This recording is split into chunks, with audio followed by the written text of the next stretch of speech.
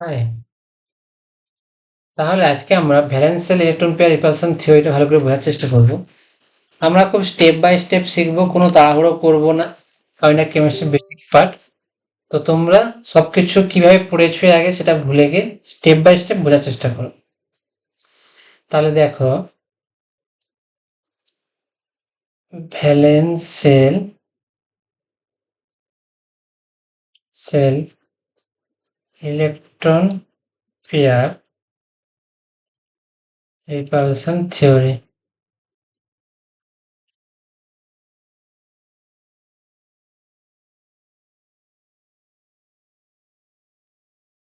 ভ্যালেন্সিয়াল electron pair repulsion থিওরিতে কি হচ্ছে, বলা হচ্ছে যে ইলেকট্রন যে পেয়ারগুলো, ইলেকট্রন পেয়ার, এবার ইলেকট্রন পেয়ার বলতে কাদেরকে বোঝানো হচ্ছে, ধরো অ্যামোনিয়া একটা মলিকুল, এখানে একটা লোন পেয়ার হচ্ছে, দুটো ইলেকট্রন থাকবে লোন পেয়ার, আর তিনটে বন্ড। এবারে তিনটে বন্ডে তিনটে ইলেকট্রন পেয়ার আছে, প্রত্যেকটা বন্ডে একটা করে ইলেকট্রন পেয়ার আছে, দুজন একটা করে ইলেকট্রন শেয়ার করেছে। এবার এই যে বন্ড ইলেকট্রন পেয়ার বলতে বোঝানো হচ্ছে বন্ড পেয়ার আর লোন পেয়ার, এদেরকে বোঝানো হচ্ছে electron, sorry, lone pair, bond pair এবং লোন পেয়ার, এদেরকে বলা হচ্ছে electron pair. Electron pair repel each other, কারণ কি সেম, কারণ সেম সেম চার্জ না, মাইনাস মাইনাসে প্লাস অবশ্যই রিপালসিং হবে না, repel each other, similar charge বেশি মারপিট করবে। তার জন্য কি করবে এবং কেন রিপালশন করবে, রিপালশন করবে তারা ঝগড়াঝাড়ি কমানোর জন্য, তাহলে কি হবে, নিজেদেরকে অ্যারেঞ্জ করবে টু মিনিমাইজ রিপালশন। মানে বোঝার চেষ্টা করো, একটা মলিকুল ধরো, একটা অ্যাটম হচ্ছে এ, প্রত্যেকটা অরবিটালে ধরো আটটা প্রত্যেকটা অরবিটালে আটটা করে ইলেকট্রন আছে, সরি, চারটা অরবিটালের মোট আটটা ইলেকট্রন আছে। তাহলে তো এরকম ভাবেই থাকতে পারে, একটা অ্যাটমে ইলেকট্রনগুলোকে আমি এইভাবে লিখতে পারি, এটা একটা লোন পেয়ার, এটা একটা লোন পেয়ার, এটা একটা লোন পেয়ার, এটা একটা লোন পেয়ার। কিন্তু প্রবলেম হচ্ছে এইভাবে লেখার কারণে এরা নিজেদের মধ্যে মারপিট শুরু করে দিয়েছে, কাছাকাছি থাকবে না। তার জন্য কি হবে, ইলেকট্রন পেয়ারগুলো নিজেদেরকে রিপেল করে তারা এমনভাবে নিজেদেরকে অ্যারেঞ্জ করবে যেখানে তারা সব থেকে কম মারপিট হয়, যেমন সব থেকে নিজেদের মধ্যে দূরত্ব বাড়িয়ে নিয়েছে। দেখো, একজন আরেকজনের অপোজিটে রয়ে গেছে, তো একজন আরেকজনের অপোজিটে হলে তাদের মধ্যে ডিস্টেন্সটা অনেকটা বেড়ে যাচ্ছে। এই কারণে কি হচ্ছে, তারা 90 ডিগ্রিতে সব, মানে যে দুটো ইলেকট্রন পেয়ার থাকতো, যদি দুটো ইলেকট্রন পেয়ার থাকতো তাহলে কিন্তু তারা 180 ডিগ্রিতেই থাকতো, কারণ 180 ডিগ্রিতে থাকলে সব থেকে তারা কি হবে, যদি দুটো ইলেকট্রন পেয়ার থাকে, ধরো একটা মলিকুল, একটা অ্যাটমে, একটা অ্যাটমে দুটো চারটে ইলেকট্রন আছে, তাহলে কিন্তু দুটো ইলেকট্রন পেয়ার সবসময় এরকম অপোজিটেই থাকবে। তাহলে কি হবে, একজন আরেকজনকে দূরে আছে, সব থেকে দূরে হচ্ছে 180 ডিগ্রি, অপোজিটে থাকবে। এবার যখন তিনজন হয়ে যাবে, তখন তিনজনের মধ্যে দূরত্ব, বন অ্যাঙ্গেল, মানে এটা 180 ডিগ্রি, দুজন থাকলে দুজনকে 180 ডিগ্রি একে অপরের বিপরীতে রাখো, তাহলে তাদের মধ্যে ঝড়ঝাড়ি কিচ্ছু হবে না, সব থেকে কম হবে। তো এই তিনজন থাকে, তাহলে আমাকে 360 ডিগ্রি, তো আমার টোটাল এরিয়া 360 ডিগ্রি, মানে এই যে সারফেসটা 360 ডিগ্রি, এইটাকে আমাকে তখন দুভাগ করলাম, 360কে আমি দুভাগ করলাম, দুজনকে আমাকে হাফ হাফ ঘর দিতে হবে। ধরো আমার একটা ঘর আছে, দুজন মেম্বার করে দুজনকে আমি হাফ হাফ করে দিয়ে দিলাম, তাহলে 180 ডিগ্রি বর্ন অ্যাঙ্গেল হচ্ছে। এবার তিনজন হলে সেটা 103 জন যদি হয়, তাহলে আমাকে কি করতে হবে, তিন ভাগ করতে হবে, তাহলে 120 ডিগ্রি হবে বর্ন অ্যাঙ্গেল, তাহলে তখন তিনজনকে আমি এভাবে রাখবো। বুঝতে পারলে? আর চারজন হলে চার ভাগ করতে হবে, সেটা হচ্ছে 90 ডিগ্রি, এখানে 90 ডিগ্রি। তাহলে বুঝতে পারলে যে ইলেকট্রন গুলো সবসময় নিজেদেরকে রিপালশন করবে এবং তাদের মধ্যে ডিস্টেন্স সব থেকে বাড়ানোর চেষ্টা করবে, এবং এইভাবে বর্ন অ্যাঙ্গেল গুলো এইভাবেই হবে, মানে দূরত্ব সব থেকে এরকম ভাবে যদি থাকে, তাহলে সব থেকে দূরত্ব নিজেদের মধ্যে বেশি হবে এবং তাদের তারা সব থেকে বেশি খুশি হবে, স্টেবল হবে। এবারে আমরা ধরো আমরা স্টেপ বাই স্টেপ যাচ্ছি, যে কিভাবে, কোথায় কোথায় কিভাবে বেসপার থিওরি অ্যাপ্লাই করব, কখন করব না, কিভাবে বর্ন অ্যাঙ্গেলে চেঞ্জ হচ্ছে সেটা আমরা পরপর বুঝবো। দেখো, প্রথমে হচ্ছে স্টেরিক নাম্বার যদি 2 হয়, স্টেরিক নাম্বার যখন 2 হবে মলিকুলের হাইব্রিডেশন কি হবে? sp হাইব্রিডেশন হবে। জিওমেট্রি কি হবে? লিনিয়ার হবে। Geometry linear. বন্ড অ্যাঙ্গেল কত হবে? 180 ডিগ্রি হবে। যেমন এক্সাম্পল হচ্ছে CO2 molecule.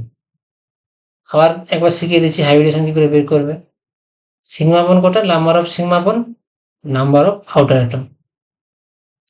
Outer atom, number of outer atom. কটা আউটার অ্যাটম আছে? 2। Sigma bond 2। Number of loan পেয়ারটা আরেকবার তোমাকে ক্যালকুলেশন করে দেখিয়েছি কিভাবে বের করবে। সেন্ট্রাল অ্যাটমের ভ্যালেন্স ইলেকট্রন কত? সেন্ট্রাল অ্যাটম হচ্ছে 4, কারণ 4 কার্বনের ম্যাক্সিমাম ভ্যালেন্সি হচ্ছে কার্বনের 4, অক্সিজেন ভ্যালেন্সি 2, তার যার ম্যাক্সিমাম ভ্যালেন্সি সেই সেন্ট্রাল অ্যাটম, তার কার্বন হচ্ছে সেন্ট্রাল অ্যাটম, কার্বনের valence electron 4 minus central atom shares electron with outer atom. তাহলে সেন্ট্রাল অ্যাটম কতগুলো ইলেকট্রন আউটার অ্যাটমের সঙ্গে শেয়ার করছে। আমি লুইস স্ট্রাকচার না ড্র করে আমি কি করে বের করবো? না, একটা অক্সিজেন অ্যাটম, 1 অক্সিজেন অ্যাটম দুটো বন্ড বানাবে, তাহলে দুটো ইলেকট্রন ইউজ করবে। তাহলে দুটো অক্সিজেন অ্যাটম কতগুলো ইলেকট্রন নেবে সেন্ট্রাল অ্যাটম থেকে বন্ড বানানোর জন্য? টোটাল 4টে ইলেকট্রন নেবে, 4টে বন্ড বানাবে। তাহলে 4 প্লাস মাইনাসের কোনো ব্যাপার নেই, বাই 2। তাহলে দেখো তো আমরা বুঝতে পারলাম লোন পেয়ারের সংখ্যা 0। তাহলে স্টেরিক নাম্বার কত হবে? Sigma bond plus lone pair হলে 2 হবে। হাইব্রিডেশন হবে sp। বুঝতে পারলাম হাইব্রিডেশন লিনিয়ার জিওমেট্রি। তাহলে এবারে আমি হাইব্রিডেশন থেকেও কিন্তু আমি মলিকুল ড্র করতে পারি, যে কার্বনের দুটো অক্সিজেন ডাবল বন্ড বানাবে আর তারা কিন্তু পরস্পরের মধ্যে লিনিয়ার থাকবে 180 ডিগ্রি বন্ড অ্যাঙ্গেলে। বুঝতে পারলাম? আর তুমি যদি লুইস স্ট্রাকচার ড্র করে শুরু থেকে লুইস স্ট্রাকচার দিয়ে করতে চাও তাহলে কি করতে হবে? না, অক্সিজেন কার্বনের সাথে দুটো বন্ড বানায়, তার জন্য দুটো অক্সিজেন দুটো বন্ড ইলেকট্রন ইউজ করবে, আর একটা অক্সিজেন একই রকম ভাবে দুটো ইউজ করবে, একটা সিগমা একটা পাই, সিগমা সিগমা পাই পাই। দুটো সিগমা হওয়ার জন্য সেন হচ্ছে 2 sp হাইব্রিডেশন। বুঝতে পারলাম? তাহলে লিনিয়ার মলিকুল স্টেরিক নাম্বার 2, আরেকটা এক্সাম্পল হচ্ছে স্টেরিক নাম্বার 2 এর, সেটা হচ্ছে এই কার্বন, এটা হচ্ছে অর্গানিক মলিকুল, আমরা অর্গানিক হাইড্রোকার্বন চ্যাপ্টার থেকে পড়বো। এই যে দুটো কার্বন, এই দুটো কার্বনকে ইকুইভ্যালেন্ট বলে, কারণ দুটো কার্বন সেম। তো এই কার্বনের হাইব্রিডেশন যদি বের করতে পারি আমি কি করব? কারণ এখানে মলিকুল তোমাকে আইদার C2H2 দেবে অথবা মলিকুলে ড্র করে দিতে পারে। তাহলে C2H2 হলে তার মলিকুলার স্ট্রাকচারটা হবে এইটা। তোমাকে মলিকুলার স্ট্রাকচার ড্র করতে হবে। এই করে বলছি বারবার লুইস স্ট্রাকচার শিখো, নাহলে তুমি পারবে না মলিকুলার স্ট্রাকচার ড্র করতে। তাহলে দুটো কার্বন এইভাবে থাকবে। তো এই কার্বনের সাথে কটা সিগমা বন্ড আছে? একটা সিগমা বন্ড, একটা সিগমা বন্ড, আরেকটা পাই বন্ড, আরেকটা পাই বন্ড। তাহলে দুটো সিগমা বন্ড আছে, লোন পেয়ার কিছু নেই। তাহলে হাইব্রিডেশন হবে Sn সমান 2, হাইব্রিডেশন হবে sp। তাহলে হাইব্রিডেশন sp এবং লিনিয়ার হবে জিওমেট্রি 180 ডিগ্রি বন্ড অ্যাঙ্গেল। বুঝতে পারলে? তো এখানে লোন পেয়ারের কোনো ব্যাপার নেই, তার রিপালশনের কোনো ব্যাপার নেই, তার জন্য এরা আইডিয়াল হাইব্রিডেশন অনুসারে 180 ডিগ্রি বন্ড অ্যাঙ্গেল হওয়া উচিত এবং তারা আইডিয়াল 180 ডিগ্রি বন্ড নিয়ে থাকবে, খুশি তারা। এবারে চলো আমরা স্টেরিক নাম্বার 3 তে যাব। স্টেরিক নাম্বার যখন 3 হবে, আমরা জানি স্টেরিক নাম্বার যখন 3 হবে তখন হাইব্রিডেশন কত হবে? স্টেরিক নাম্বার যখন 3 হবে তখন হাইব্রিডেশন কত হবে? হাইব্রিডেশন হবে sp2। জিওমেট্রি কি হবে? ট্রাইগুলার প্ল্যানার, রাইট? বন্ড অ্যাঙ্গেল কত হবে? 120, কারেক্ট। এইটা হবে আইডিয়াল বন্ড অ্যাঙ্গেল হবে 120 ডিগ্রি যদি তার sp2 হাইব্রিডেশন হয়। এবার দেখো BF3 মলিকুল, তো BF3 মলিকুলে হাইব্রিডেশন বের করতে হবে তোমাকে প্রথমে। আচ্ছা চলো তো আমরা একটু চেষ্টা করি। সিগমা বন্ড কত হবে? Number of outer atom 3, lone pair কত হবে? আর একটু হিসাব করে তোমাকে দেখিয়ে দিচ্ছি। সেন্ট্রাল অ্যাটমের ভ্যালেন্সি, সেন্ট্রাল অ্যাটম হচ্ছে বোরন, কারণ ম্যাক্সিমাম ভ্যালেন্সি হচ্ছে 3, ভ্যালেন্সি হচ্ছে 1।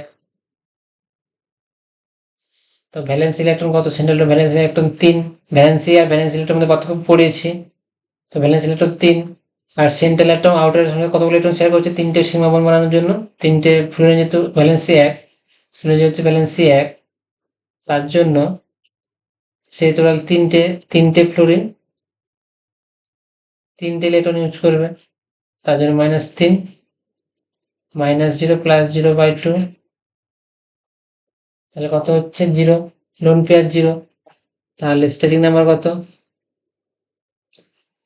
স্টেরিক নাম্বার হচ্ছে আমাদের কত 3, হাইব্রিডেশন কত হবে sp2, আর জিওমেট্রি বা ডায়াগোনাল প্লেনার 120 ডিগ্রি বন অ্যাঙ্গেল। বুঝতে পারলে?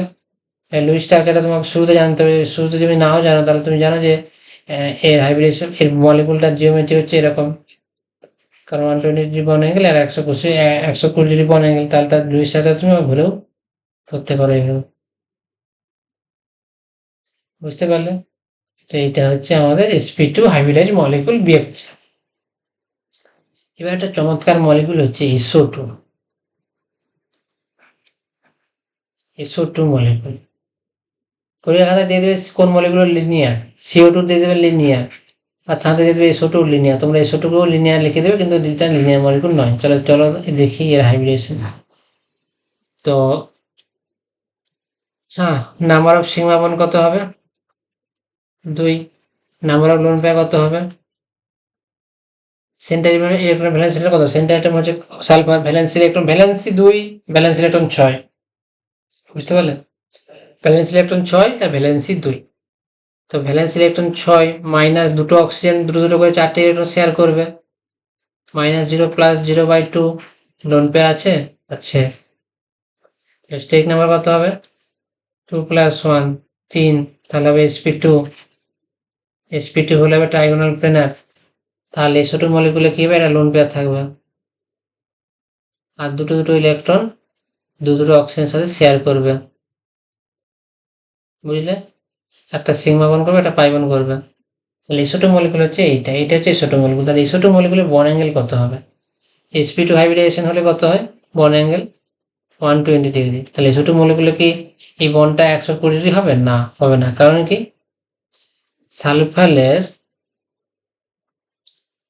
সালফারের যে লোন পেয়ারটা সে কি করবে, এই যে অক্সিজেন আর সালফারের মধ্যে যে দুটো পাই বন্ড সিগমা বন্ড আছে, তাদের যে বন্ড পেয়ার, তাদের বন্ড পেয়ারকে রিপেল করবে।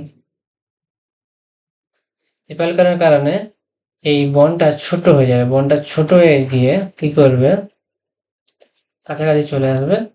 এর ফলে বন্ড অ্যাঙ্গেলটা << 120 হবে। তাহলে বন্ড অ্যাঙ্গেল BF3 হচ্ছে BF3 মলিকুল, যার 120 degree actual 120 degree bond angle, এর তো 120 degree bond angle, ideal bond angle, এর থাকতে কি হবে কম হবে। তাহলে বন্ড অ্যাঙ্গেলের অর্ডারটা কি হবে, বন্ড অ্যাঙ্গেলের অর্ডারটা হবে BF3 ক্ষেত্রে বেশি হবে, তারপরে হবে SO2। দুজনের হাইব্রিডেশন কিন্তু sp2, কিন্তু মোটা বিষয় হচ্ছে দুজনের বন্ড অ্যাঙ্গেল আলাদা। তাহলে বেসপার থিওরি কি হচ্ছে না, ইলেকট্রন পেয়ার, ভালো করে বোঝার চেষ্টা করো, এই SO2 মলিকুলে কি হচ্ছে, কতগুলো রিপালশন হচ্ছে দেখো। তো এগুলো ধরো, এগুলো হচ্ছে সিগমা বন্ড পাই বন্ড, এটা হচ্ছে বন্ড পেয়ার, এটাও বন্ড পেয়ার, এটা হচ্ছে লোন পেয়ার। তাহলে কাদের কাদের মধ্যে রিপালশন হচ্ছে, লোন পেয়ার লোন পেয়ার বল পেয়ার হচ্ছে রিপালশন। তাহলে লোন পেয়ার বন্ড পেয়ারের মধ্যে রিপালশন হচ্ছে। আর একটা কার রিপালশন হচ্ছে বন্ড পেয়ার আর একটা রিপালশন হচ্ছে বন্ড পেয়ার। কোন রিপালশনটা বেশি না, loan pair bond pair repulsion অনেক বেশি। তার জন্য কি করবে এরা, এই লোন পেয়ারটা কি করবে, এই দুটো বন্ডকে দুদিক থেকে ধাক্কা মারবে, তার কারণে বন্ডটা ছোট হবে। তো এইটা হচ্ছে first rule, lone pair bond pair repulsion is higher than bond pair repulsion. এর কারণে বন্ড অ্যাঙ্গেল কমবে, বন্ড অ্যাঙ্গেল ডিক্রিজ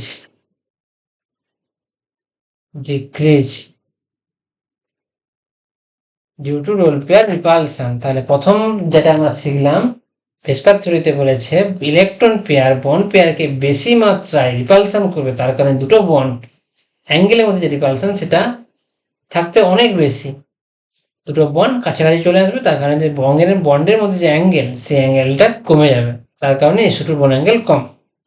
এই জিনিসটা আমরা বুঝতে পারলাম, খুব সুন্দরভাবে তোমাদেরকে বললাম। এবং SO2 মলিকুলের কি হয় ব্যাপারটা, তাহলে বন্ড অ্যাঙ্গেল তো 180 ডিগ্রি, সরি 120 ডিগ্রি তো কম হচ্ছেই, তার সাথে সাথে এই মলিকুলটা জিওমেট্রি আর শেপ দুটো আলাদা। এই মলিকুলটা আর এই BF3 মলিকুলের 3টে অ্যাটম হচ্ছে ফ্লোরিন, তাদের এই কারণে এদের হাইব্রিডাইজেশন, জিওমেট্রি, শেপ আর হচ্ছে বন্ড অ্যাঙ্গেল, জিনিসটা ইম্পর্টেন্ট। বন্ড অ্যাঙ্গেল দুজনের হাইব্রিডাইজেশন হচ্ছে sp2, কারণ স্টেরিক নাম্বার হচ্ছে 3, এরও sp3। জিওমেট্রি দুজনেরই হবে ট্রাইগোনাল প্ল্যানার টিপি, ট্রাইগোনাল প্ল্যানার টিপি, কিন্তু এর সেভ হবে বেন্ট, কারণ আমরা যে ইনস্ট্রুমেন্টের মাধ্যমে মলিকুলকে দেখা হয় সেটা স্পেকট্রোমিটার বলা হয়। সেই স্পেকট্রোমিটারে শুধুমাত্র অ্যাটমকে আমরা ডিজাইন দেখতে পাই, লোন পেয়ারকে আমরা দেখতে পাই না, শুধুমাত্র আমরা অ্যাটমকে ডিটেক্ট করতে পারি, তার জন্য এটা হবে বেন্ট। আর এর হবে এর হবে ডায়াগোনাল প্লেনার, এর হবে ডায়াগোনাল প্লেনার। প্রত্যেকটা আমরা অ্যাটমকে দেখতে পাবো, অ্যাটমকে দেখতে পাওয়ার জন্য একে বলা হবে ডায়াগোনাল প্লেনার। এর শেপ জিওমেট্রি সেম, কিন্তু এর শেপ জিওমেট্রি আলাদা। তাহলে আমরা অনেকগুলো জিনিস শিখলাম এবং এগুলো নেটের পক্ষে খুবই ইম্পর্টেন্ট। আর এর বন্ড অ্যাঙ্গেল হবে 120 ডিগ্রি কম, আর এর বন্ড অ্যাঙ্গেল হবে 120 ডিগ্রি, এর বন্ড অ্যাঙ্গেল হবে 111 বা সামথিং, যাই হোক। তো বন্ড অ্যাঙ্গেল অবশ্যই 120 থাকে, কম হবে। তো আমরা কতগুলো জিনিস শিখলাম। শেপ কি জিনিস, মলিকুলটাকে দেখতে কেমন। লোন পেয়ারকে ইনস্ট্রুমেন্ট দেখতে পায় না, শুধুমাত্র দুটো অক্সিজেন সালফারের সাথে যোগ আছে, তার জন্য এটাকে বলা হচ্ছে বেন্ট মলিকুল। আর এখানে কি হচ্ছে, তিনটে মলিকুল, তিনটে অ্যাটমকে দেখা যায়। ফ্লোরিনের ক্ষেত্রে ফ্লোরিন একটা অ্যাটম, তাকে দেখা যায়, লোন পেয়ারকে দেখা যায় না, তার জন্য BF3 মলিকুল হচ্ছে trigonal planar, both geometry and shape, bond angle 120 degree. আর SO2 মলিকুলে ভেসপার থিওরি অ্যাপ্লাই করার কারণে lone pair bond pair equation বেশি, এই কারণে বন্ড অ্যাঙ্গেল কমে যাবে। তো প্রত্যেকটা পয়েন্ট, একটা পয়েন্ট ইম্পর্টেন্ট, প্রত্যেকটা পয়েন্ট থেকে কোশ্চেন আসবে। বন্ড অ্যাঙ্গেল কি, শেপ কি, জিওমেট্রি কি, হাইব্রিডেশন কি। তো এই পরের দিন আমরা শুরু করব stage number 4, methane, ammonia molecule আর ওয়াটার মলিকুল। সেটাও একটা মজার ক্লাস হবে, সেখানে আরো অনেক কিছু শিখবো আমরা। আজকের ক্লাসটা এইখান পর্যন্ত।